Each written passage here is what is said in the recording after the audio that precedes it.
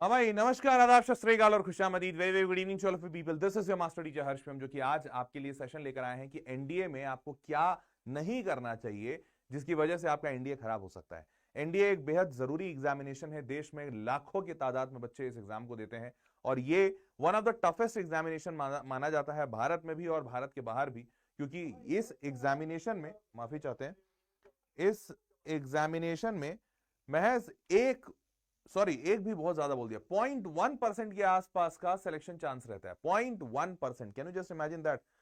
1000 में से एक बच्चा सेलेक्ट होता है, और 1000 भी नहीं, ये आंकड़ा मैं ज्यादा बोल दे रहा हूं, 1500 के आसपास में से एक बच्चा सेलेक्ट होता है। तो बेहद कठिन एग्जामिनेशन है, और इस एग्जामिनेशन को आप अच्छा कर पाए इसके लिए बेहद जरूरी है कि आप अपने आप को अभी से रणनीति में बांधें और उसी के हिसाब से तैयारी करें। तो चलिए, आज इस वीडियो में मैं आपको यही सारी चीजें बताने आया हूं। शुरू करते हैं इस वीडियो को। बेहद कारगर और यूजफुल होने वाला है आपके लिए ये वीडियो। तो शुरुआत करते हैं। अगर आपने अभी तक चैनल नहीं सब्सक्राइब किया है, ये कहीं नहीं चल रहा है, ओके यार, ये हमेशा ही खराब, अच्छा ये रहा, हाँ। तो आपने अगर अभी तक चैनल नहीं सब्सक्राइब किया है तो चैनल जल्दी से सब्सक्राइब कर लीजिए, ताकि ऐसा बेहतरीन कंटेंट आपको मिलता रहे। सबसे पहले बात कर लेते हैं, एनडीए एग्जामिनेशन 14 सितंबर 2025 को हो रहा है, इस बार वाला। 28 मई को एक बार एग्जामिनेशन हो नहीं, ये तो नोटिफिकेशन आया था, हाँ। तो डेट ऑफ एग्जामिनेशन जो है वो है 14 सितंबर। साल में 2 बार होता है, तो ये दूसरा बार वाला है। अब पहला बार जो होता है वो अप्रैल में होता है, तो वो अगले साल होगा, ठीक है। सितंबर में आपका एग्जामिनेशन है, एक दिन का एग्जामिनेशन होगा, और 20 जून 2025 को इसका नहीं, एक minute, duration of date of examination बता दिया, last receipt of application 20 June है, तो 20 जून तो पार हो चुका। चलिए अब शुरू करते हैं। तैयारी कैसे चल रही है मेरे जवानों, जरा जल्दी से बता दो चैट बॉक्स में, कैसा लग रहा है? मतलब तैयारी कर रहे हो नहीं कर रहे हो, पहले ये भी बता दो। तैयारी चल रही है, अच्छी चल रही है, एवरेज चल रही है, या फिर बाद में कर लेंगे सर, अभी ऐसा बहुत ज्यादा टफ नहीं है? थोड़ा चैट बॉक्स में लिख के जरा जल्दी से बताओ कैसा चल रहा है तैयारी। कम ऑन पीपल, एवरीवन, जल्दी से, तैयारी कैसा चल रहा है भाई? ओके, यहाँ पे मेजोरिटी बच्चे कह तो रहे हैं कि हाँ अच्छा चल रहा है। नहीं करोगे तैयारी? अच्छा, नहीं करूंगा, वेरी गुड। तो फिर नहीं करोगे तो फिर यहाँ एनडीए के सेशन में कर क्या रहे हो? चलिए आगे बढ़ते हैं, शुरू करते हैं। देश के टॉप 10 कठिन एग्जामिनेशंस में एनडीए का नाम आता है। ऑल्दो स्टार्टिंग में यूपीएससी है, फिर जेई एडवांस भी है, पर ये 8वें नंबर पे आता है। पर 8वें नंबर पे है, मतलब one of the toughest examination में इसको कहा जा सकता है। और जिस एग्जाम से आप सरोकार रखते हो वो जेई एडवांस है, इसमें जेई मेंस कहीं नहीं है। तो जेई मेंस से तो ये ज्यादा टफ मान सकते हो आप, क्योंकि सिलेक्शन परसेंटेज बेहद कम है। गेट, नीट एग्जामिनेशन आप जानते हैं, CAT, CLAT, CA, NDA, UG, NET और एनआईडी, इसमें जेई मेंस का ही नहीं है, जेई एडवांस जरूर है। क्लियर? चलिए अब आपको बता दें कि हर साल करीबन 5 से 6 लाख बच्चे एनडीए के एग्जामिनेशन में बैठते हैं, और रफली अगर देखा जाए तो 8000 से 10000, कितना, 8000 से 10000 बच्चा होता है जो रिटन एग्जामिनेशन को क्वालिफाई करके नेक्स्ट राउंड जाता है। सीट तो काफी कम है, करीबन 500-600 हर साल सीट रहती है, पर रिटर्न को क्वालिफाई करने वाले भी मात्र 8000 से 10000 बच्चे हैं। अब सोच के देखो, मैं अगर मानूं 8000 बच्चे हैं, और मान लेते हैं एप्लीकेंट 8 लाख है, या चलो 4 लाख मान लेते हैं, कम मानते हैं, तो 4 लाख में 8000 बच्चा सेलेक्ट हो रहा है, मतलब रफली 2% बच्चा सेलेक्ट हो रहा है। तो और ये बच्चा एनडीए पूरा क्लियर नहीं कर लिया, इसने तो सिर्फ फर्स्ट राउंड रिटर्न निकाला है, फिर इंटरव्यू तक जाते जाते और बहुत सारे छड़ जाते हैं। तो रिटर्न निकालने का भी परसेंटेज मात्र 2% है, जो मैंने ज्यादा लिया है, क्योंकि अगर 5 लाख बच्चा है और 8000 सिलेक्शन हो रहा है, तो रफली आप 1% से थोड़ा सा ज्यादा 1.5 टाइप का आप ले सकते हैं। तो 1.5% सिलेक्शन का क्राइटेरिया है, एंड हेंस ये काफी ज्यादा कठिन एग्जामिनेशन है। अब आगे बात करते हैं। कुल मिलाकर जो सीटें हैं, जो इस साल भी सीट है वो 400 है। मतलब ये जो 8000 बच्चा सेलेक्ट होगा, ये 8000 बच्चे में से मात्र आगे जाकर 400 बच्चों को सीट मिलने वाली है। तो 8000 जो ऑलरेडी 1.5% सिलेक्शन लेकर आए हैं बच्चे, उस 8000 में से भी सीट मिलेगी मात्र 400 बच्चों को। तो आप रफली अगर लगा लें हिसाब, तो ये शायद मतलब 10%, 5% के आसपास है। तो 1.5% का पहला सिलेक्शन क्राइटेरिया, और फिर 5% का, और इसीलिए इसका सिलेक्शन रेट बेहद कम है। क्लियर? एग्जाम कठिन है, और 406 सीटें इस साल निकली हैं। दिस मींस 1500 एप्लीकेशन पे एक बच्चा है, हर एक सीट पे 1500 एप्लीकेंट फाइट कर रहा है। तो अगर अब तो तुम समझ चुके होगे इतना सब कुछ दिखाने के बाद कि इसमें अगर स्ट्रैटेजी नहीं लगाओगे तो नहीं निकलेगा। क्लियर? चल, वॉइस में क्या दिक्कत आ रही है? क्या साउंड में इशू है? अच्छा, एक मिनट चेक कर लेते हैं साउंड में क्या इशू है। भाई साउंड में कोई इशू नहीं है बेटा। सौरभ जोशी, फैन पेज वाले क्यों आके आर्मी आर्मी यहां घुसा रहे हैं? मत घुसाओ। चलिए, एनडीए का सिलेक्शन प्रोसेस का क्या ओवरव्यू बता देते हैं। तो सबसे पहले होता क्या है कि आप ऑनलाइन फॉर्म भरते हैं, उसके बाद रिटन एग्जामिनेशन होता है, 900 नंबर का रिटन एग्जाम होता है, जिसमें आपका 300 नंबर और 600 नंबर बटे रहते हैं। 300 नंबर का मैथ होता है और 600 नंबर का इंग्लिश और जनरल एबिलिटी टेस्ट होता है। फिर 900 नंबर का वापस से इंटरव्यू भी होता है, ठीक है। अब अगर आपका रिटन एग्जामिनेशन में 900 में एक अच्छा ठीक ठाक मार्क्स आ जाता है, जो कि जनरली 400 के आसपास, मतलब 300 के आसपास रहता है, 300 साढ़े 300 उतना आ जाता है, तब जाकर आपको इंटरव्यू में कॉल आता है। इंटरव्यू में अगर आपने अच्छा किया, 900 में अच्छे नंबर बनते हैं, तो आपका फाइनल मेरिट लिस्ट बनता है रिटन प्लस इंटरव्यू मिला के, वो निकल गया, तब आपका मेडिकल एग्जामिनेशन के लिए आपको सजेस्ट किया जाएगा। मेडिकल एग्जामिनेशन में भी बहुत सारे बच्चे छट जाते हैं जिनका मेडिकल फिट नहीं होते हैं, जैसे आंखों में रोशनी कम है, चश्मा लगाते हैं, या फिर नॉकिंग नहीं है, बहुत सारी ऐसी चीजें हैं, तो आप मेडिकल एग्जामिनेशन में भी छट सकते हैं। उसके बाद फिर आप मेरिट लिस्ट में आए, मेडिकल एग्जामिनेशन अगर हो गया तो मेरिट लिस्ट अगर आपका बना, तब जाकर आपका फाइनली ट्रेनिंग एट एनडीए शुरू होता है। क्लियर है, ये है पूरा तरीका। चलो आगे बढ़ते हैं, अगर यहां तक सबको समझ में आ गया है तो।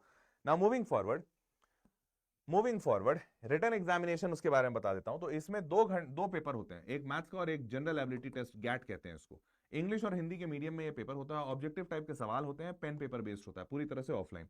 टोटल मार्क्स जो है 900 नंबर का पेपर होता है रिटन, जिसमें मैथमेटिक्स जो होता है 300 नंबर का होता है, 120 सवाल होता है, और हर एक सवाल 2.5 नंबर का होता है। कितना? 2.5 नंबर। वैसे ही फिर पेपर 2 जो है, जिसको गैट कहते हैं, जनरल एबिलिटी टेस्ट, ये जनरल एबिलिटी टेस्ट में 2 हिस्से पूछे जाते हैं, एक इंग्लिश और एक जीके। इंग्लिश में आपसे 200 सवाल पूछे जाते हैं, 200 नंबर का पेपर होता है, 50 सवाल होता है, और हर एक सवाल 4 नंबर का, तो 50 इंटू 4 200। और यहां पर 100 सवाल पूछे जाते हैं, हर एक सवाल 4 नंबर का, 100 इंटू 4 400। तो इस तरीके से आपका पूरा का पूरा सेक्शन आता है। नाउ ये भी 2.5 घंटे का होता है, ये भी 2.5 घंटे का, सेम डे में ये पेपर होते हैं, तो आपके 5 घंटे एक ही दिन में एग्जामिनेशन होता है। इसके हिसाब से एग्जामिनेशन थोड़ा सा टफ है। ना मूविंग फॉरवर्ड, लो साउंड है, साउंड लो है, अरे यार ये लो साउंड का मैं क्या करूं, ये ना मूविंग फॉरवर्ड, एक minute, check check check check check, audio input capture, filter, gain को बढ़ाया था उस दिन, चलिए चेक, एक मिनट, अरे यार ये बड़ा दिक्कत है यहाँ सिस्टम में। तो check check check check check check check, भाई यहाँ पे अभी सही है, सबको आवाज आ रही है मेरी? माइक चेक, सबको आवाज आ रही है अभी? चलिए मूविंग फॉरवर्ड, अब आपको अगला बता देते हैं। तो मूविंग फॉरवर्ड, मार्किंग स्कीम इसमें ऐसी है कि सारे जो मार्क्स लिखे हैं मैंने, उस मार्क्स का 1/3 आपका नेगेटिव मार्किंग होता है अगर आपने कुछ गलत किया तो, ठीक है। तो 1/3 is the negative marking. Now moving forward, paper 1 जो है मैथमेटिक्स पूछा जाता है, जिसमें आपसे टोटल 120 सवाल होते हैं। इस 120 सवाल में आपसे algebra, matrices, determinant, trigo, geometry, 2D 3D, differential calculus, integral, differential equation, vector algebra, statistics, probability, ये सारी चीजें पूछी जाती है। ये मोर और लेस पूरा आपका जेडब्ल्यू का ही सिलेबस है। क्लियर? पेपर 2 गैट की बात करें तो इसमें 2 हिस्सा होता है, एक इंग्लिश होता है और एक जीके होता है। इंग्लिश में आपसे ग्रामर, कॉम्प्रिहेंशन और एक्सप्रेशन, ये 3 चीज पूछते हैं जनरली। पेपर 2 जो जीके होता है, इसमें आपसे फिजिक्स केमिस्ट्री तो पूछते हैं, क्योंकि मैथ्स यहां पूछा, फिजिक्स केमिस्ट्री नहीं पूछा। फिजिक्स केमिस्ट्री और जनरल साइंस पूछते हैं, जो कि बायोलॉजी होता है, 10वीं लेवल का बायोलॉजी पूछते हैं कि आपको बेसिक बायोलॉजी आना चाहिए। उसके बाद आपसे हिस्ट्री भी पूछते हैं, ज्योग्राफी और करंट अफेयर्स, ये 3 चीजें और पूछते हैं, जिससे कि आपको दिन दुनिया के बारे में पता है कि नहीं, ये आपको पता होना चाहिए। ठीक है ना। मूविंग फॉरवर्ड, रिटन एग्जामिनेशन जो 900 नंबर का होता है, उसका कट ऑफ पिछले सालों में कितना गया? तो 2019 से देखिए 342, 355, 343, 360, 300, 291, मतलब मोटा मोटी आप मान सकते हैं एनडीए 1 हो चाहे एनडीए 2, रफली 300 से 350 के आसपास जाता है, 300 से 350 के आसपास कट ऑफ हर साल इतना ही जाता है। ठीक है, अब अगर आप ये क्लियर कर लेते हैं, तब जाकर आपका इंटरव्यू का कॉल आएगा। To be selected next stage interview round, a candidate must secure this minimum cutoff in the written exam as well as 25% marks in each subject। मतलब यहां पर आपको 3 सब्जेक्ट्स दिए गए थे, दो पेपर दिए गए थे, एक मैथमेटिक्स का और एक जनरल एबिलिटी का। तो उन दोनों पेपर में आपके 25% मार्क्स आने जरूरी हैं। मतलब अगर 300 नंबर का पेपर है, 300 नंबर का, यहां पे जैसे मैथमेटिक्स कितना था, 300 नंबर का पेपर, तो आपका इसमें 75 आना जरूरी है, और यहां पर 200 और 400 कितना है, 600, तो 600 में आपका 150 आना जरूरी है। ये दोनों अगर नहीं, मान लेते हैं आपके 400 नंबर आ गए, पर पूरे 400 आपने यहीं से लिया, यहां 0 नंबर आ गया मैथ्स में, तो आपका सिलेक्शन नहीं होगा। तो आपको मिनिमम 25% हर एक सब्जेक्ट में, मतलब सेक्शन में लाना होगा, ये रूल है। और इस रूल से बहुत सारे बच्चे प्रभावित भी होते हैं। अगर आपको लग रहा हो कि नहीं होते हैं, तो ऐसा नहीं है। जो ये 800 से 10,000 बच्चा है, इसमें से, अच्छा वो रूल प्रभावित वाला मैं अभी आगे दिखाऊंगा। तो यहां पे जो मैं लिख रहा हूं कि 8,000 से 10,000 बच्चा सेलेक्ट होता है इंडिया में, एक्चुअली में इस साल 2024 में, पिछले साल 7,000 बच्चा सेलेक्ट हुआ था रिटन एग्जामिनेशन में। तो थोड़ा कठिन तो है। Now moving forward, reasons why student can't qualify written examination, यही मैं बता रहा हूं, और आज का सेशन इसी बात पे है कि आपको क्या नहीं करना चाहिए, किस कारण से बच्चा क्वालिफाई नहीं कर पाता। तो सबसे पहला कारण यह है कि बच्चा हाई वेटेज टॉपिक्स को पेपर में छोड़ के जाता है। हाई वेटेज मतलब जैसे बच्चा सोचा मैथमेटिक्स तो चलो हो जाएगा मेरा, इंग्लिश भी चलो मोटा मोटी आसान है, पर मोटा मोटी जो आसान समझ के जाते हो ना, इससे आपका खराब हो जाता है, क्योंकि इंग्लिश इतना आसान भी नहीं आता है। फिर जीके में बच्चा क्या सोचता है कि यार हम ना मैथ्स में कर लेंगे, इंग्लिश में कर लेंगे, जीके में करने की आवश्यकता नहीं। पर जीके में आपका हिस्ट्री, ज्योग्राफी और करंट अफेयर अकेले 50% लेके बैठा है। कितना? 20-20-10, 50% लेके बैठा है। तो आप इसको छोड़ के अगर जा रहे हैं तो आप बहुत बड़ा गलती कर रहे हैं, ठीक है। और यही चीज मैं आपको यहां पे दिखा रहा हूं। I can give you advice, कोई बच्चा है crack UPSC mains, NDA, CDSC, इसने इतने सारे क्रैक किए हैं। I can give you advice that you should solve the PYQs more as you can if you have a good hold over the PYQs, you can get through the examination easily. For scoring high marks in India, you should have a good focus on geography, English and mathematics, and if you are a student of science background, the science that you should have learned till your 10th class is enough for cracking India. तो बच्चे भी यही कह रहे हैं कि भैया आपका अच्छा कमांड होना चाहिए ज्योग्राफी पे, इंग्लिश पे, क्योंकि इन सब से सवाल आते हैं, आप छोड़ नहीं सकते हो। Moving forward, mathematics is generally considered to be more difficult subject compared to the general ability test. और यहां पर एक तुमको दिखाता भी हूं एक्सपीरियंस एक बच्चे का। देखो, I scored around 65 marks in mathematics NDA with around 370 marks in GAT. अब सोचो ये बच्चा 370 नंबर गैट में लाया है, यहां 65 नंबर लाया, दोनों मिला देंगे तो 435 बनेगा। 435 में बहुत आराम से कट ऑफ क्लियर कर लेगा, क्योंकि किसी साल में 400 तो क्या 380 भी नहीं गया कट ऑफ, इसका कट ऑफ क्लियर है। लेकिन ये बच्चा फिर भी नहीं सेलेक्ट होगा, क्योंकि मैथमेटिक्स में इसके 65 नंबर आए, मिनिमम 75 आने जरूरी है, 25% नहीं आए हैं। तो आप ये गलतियां भी मत कीजिएगा, क्योंकि यहां पर फंडामेंटल जब आपका वीक हो जाता है मैथ्स में, तो आपके साथ ऐसा हो सकता है, तो ये काम ना करें। दूसरी गलती, अब बात करते हैं तीसरी गलती, पुअर टाइम मैनेजमेंट। देखो ये एग्जामिनेशन तो एक बात साफ बता रहा है आपको, 2.5 घंटे का एग्जामिनेशन है, मतलब 150 मिनट, 150 मिनट में 120 मैथ के सवाल। मैथ के सवाल तो यार 1 मिनट तो बहुत कम है, उसको पढ़ भी नहीं पाओगे या समझ भी नहीं पाओगे, 1 से 1.5 मिनट तो पढ़ने के लिए लग जाता है। 120 सवाल आपको 150 मिनट में पढ़ के सवाल सॉल्व कर देना है, और एकदम हलवा तो नहीं आएगा यह सवाल। तो यहां आपको एक बात बता दूं कि आपको एक्चुअली में टाइम मैनेजमेंट का प्रैक्टिस करना पड़ेगा। जल्दी जल्दी सवाल कैसे पढ़ते हैं, जल्दी जल्दी सॉल्व कैसे करते हैं, क्योंकि ये सारे सवाल कठिन नहीं है। सवाल आसान है तभी तो इतना कम टाइम में आपसे पूछ रहा है। सवाल आसान है, पर आपको जल्दी जल्दी उसको सॉल्व करना होगा। उसके बाद ये जो 2.5 घंटा है, आज अगला 150 मिनट, इस 150 मिनट में आपको 150 सवाल बनाने हैं, मतलब 1 मिनट में एक सवाल। 1 मिनट में आप पहले पढ़ पाओ, इसी बात की प्रैक्टिस बड़ी बात होगी। तो आपको ये प्रैक्टिस करना पड़ेगा, नहीं तो आप नहीं कर पाएंगे, ठीक है। नाउ मूविंग फॉरवर्ड, ये 150 सवाल 150 घंटा। Now 8,000 students appear for SSB interview stage 1। Stage 1 में 8,000 बच्चों को बुलाया गया कि भैया आप इंटरव्यू के लिए आ जाइए। चलिए अच्छी बात है, उनको बुलाया गया। अब हुआ क्या कि इंटरव्यू का जो पैटर्न है वो ऐसा है कि आपका स्टेज 1 होता है, जो स्टेज 1 डे 1 का होता है, ठीक है। इस दिन बहुत सारा बच्चा निकल जाता है, क्योंकि डे 1 पे आपको बुलाया गया और आपसे 3 चीजें करवाई जाती हैं। पहला, ऑफिसर इंटेलिजेंस रेटिंग, OIR, ठीक है। फिर पिक्चर परसेप्शन टेस्ट होता है, और एक होता है डिस्क्रिप्शन टेस्ट। ये 3 चीजें कराई जाती हैं। इन तीनों में आपका कैसा परफॉर्मेंस रहता है, इसी बेसिस पे पहले दिन बहुत सारे बच्चों को यहां से फर्स्ट डे आउट कहा जाता है, इसको फर्स्ट डे आउट। तो जो फर्स्ट डे आउट हो गया बच्चा, वो पहले ही दिन बाहर चला गया, ठीक है। उसके बाद जो बच्चा यहां बच गया, वो अब आएगा अगले स्टेज में, और वो ये टोटल जो इंटरव्यू होता है 5 दिन का होता है। तो पहला दिन अगर आप आउट हो गए तो आउट हो गए, अगर लेकिन बच गए तो आप दूसरा, तीसरा, चौथा और 5वां 4 दिन और बिताएंगे। Clear? Only those candidates who clear the stage 1 are permitted to appear for stage 2। Stage 1 कर लिया, तब आपको परमिट मिलेगा कि भैया अब आप स्टेज 2 भी कर सकते हैं, ठीक है। नाउ मूविंग फॉरवर्ड, अब OIR जो है पहला स्टेज 1 वाला, इसमें क्या करते हैं, officer intelligence rating assesses a candidate's logical, reasoning and verbal, non-verbal intelligence। मतलब जो बच्चा है वो किस तरीके से, उसका माइंड कैसा काम कर रहा है। जैसे एग्जांपल के तौर पे, जब आपको ना एक पिक्चर परसेप्शन टेस्ट देंगे, आगे मैं जो बता रहा हूं अभी आप दिखाऊंगा। पिक्चर परसेप्शन टेस्ट में क्या होता है, आपको एक पिक्चर देंगे, वो पिक्चर जनरली कई बार नेगेटिव देते हैं। तो अगर नेगेटिव देते हैं तो वो देखते हैं कि क्या आप उस नेगेटिव पिक्चर को देख के नेगेटिव ही बोल रहे हो, या आपका कोई अलग परसेप्शन भी रहता है। तो इसी तरीके से ऐसे बहुत सारे एक्टिविटीज कराते हैं जिससे कि आपका इंटेलिजेंस चेक किया जाता है, और अगर आपका इंटेलिजेंस ठीक ठाक लगा तो आपको रखेंगे, नहीं तो उसी दिन आपको हटा देंगे। Clear? It is not necessary to every picture have problem and you have only write story on problematic situation, क्योंकि यहां जो पिक्चर परसेप्शन और डिस्क्रिप्शन टेस्ट होता है, what should I do if I cannot find any problem in PPDT image, तो यही इस बच्चे ने लिखा है कि ऐसा नहीं है कि भैया आपको हमेशा प्रॉब्लम ही फाइंड करना है, आप या तो बिना प्रॉब्लम के फाइंड लिखिए, उस पर कुछ अपनी टिप्पणी दीजिए, और यही चीज देखते हैं कि आप सोच पा रहे हैं कि नहीं। सोच पाना आपका ये काबिलियत है। Now the one who clears stage 1, अब पहला दिन जो बच्चा क्लियर कर लिया वो स्टेज 2 में आता है, जो दूसरा, तीसरा, चौथा और पांचवा दिन रहेगा। ठीक है, अब वो बच्चा डे 1 तो उसका क्लियर हो गया, अब डे 2 में उसका दूसरा, तीसरा, चौथा, पांचवा, ये अगले 4 दिन क्या होगा उसके साथ, तो पहला उसका इंटरव्यू होगा, इंटरव्यू में उससे बातें करेंगे, उसके बारे में जानेंगे, फिर ग्रुप टेस्टिंग ऑफिसर टास्क होगा, फिर आपको अलग अलग टास्क दिया जाएगा जिसमें आपको ग्रुप में वो टास्क परफॉर्म करना है।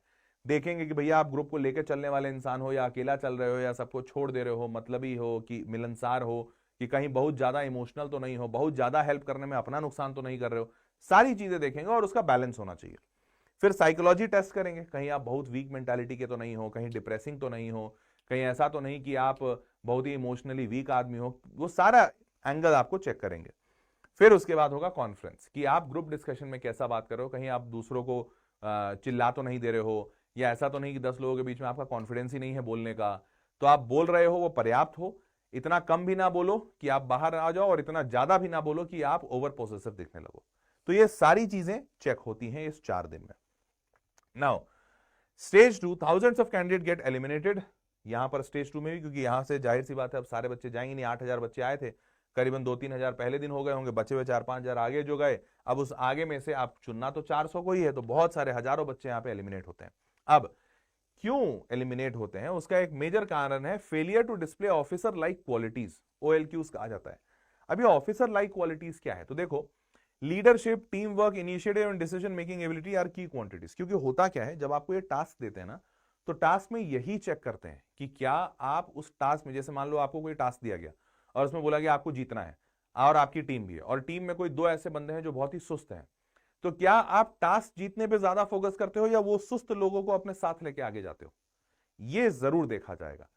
या फिर एक ऐसा सिनेरियो हो गया कि जहां पर आपके टीम का एक बंदा है वो बहुत ही ज्यादा आलसी है और उसकी वजह से पूरी टीम हार रही है, तो आप क्या डिसीजन लेते हो, उसको हटाते हो या आप इमोशन में पड़े रहते हो और बोलते हो अरे नहीं यार इसको भी साथ ले चलते हैं, साथ ले चलते हैं, बल्कि पूरी टीम कह रही है अरे सर इसको हटाओ, इसको निकालो।